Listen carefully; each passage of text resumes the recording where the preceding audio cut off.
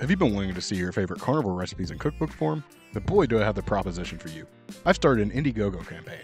These funds will allow me to get this book out much quicker than I could otherwise. If you're interested in seeing what the perks are, check out the link in my description below or go to www.indiegogo.com/at/CarnivorousChef.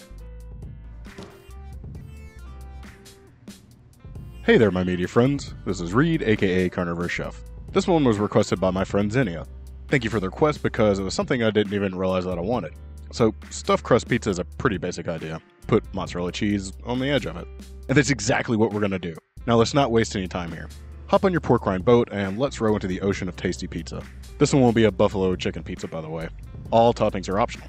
First off, we need to get some ground chicken browned up. I won't bore you with the details of me cooking and crumbling this. Just know that if you buy it ground, there'll be a lot of moisture. If you need to do so, grab some paper towels and a bowl and dump the chicken right in there to get it more dry. Don't worry, it won't make the crust dry if you're worried about that. Let's go ahead and get our buffalo alfredo knocked out. Place a pan over medium-high heat and add 1 cup of heavy cream. Then add in 2 tablespoons of unsalted butter and a half teaspoon of granulated garlic.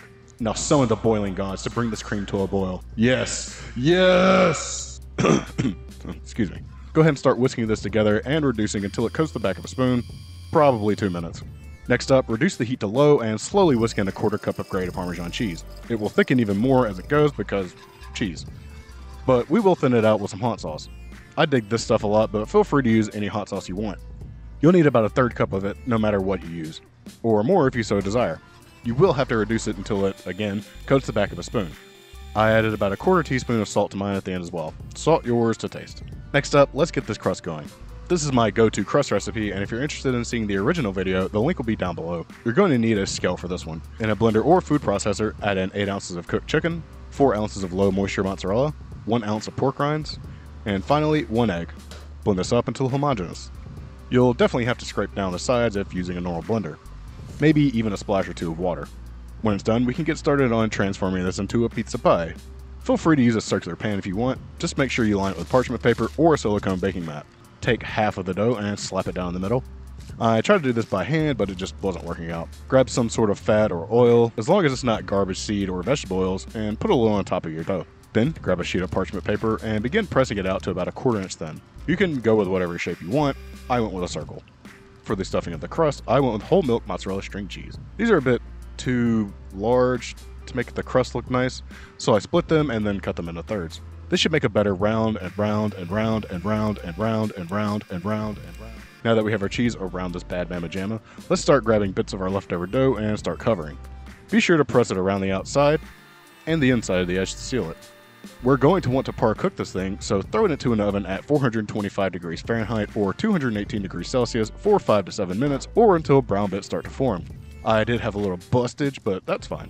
Now we can top this thing.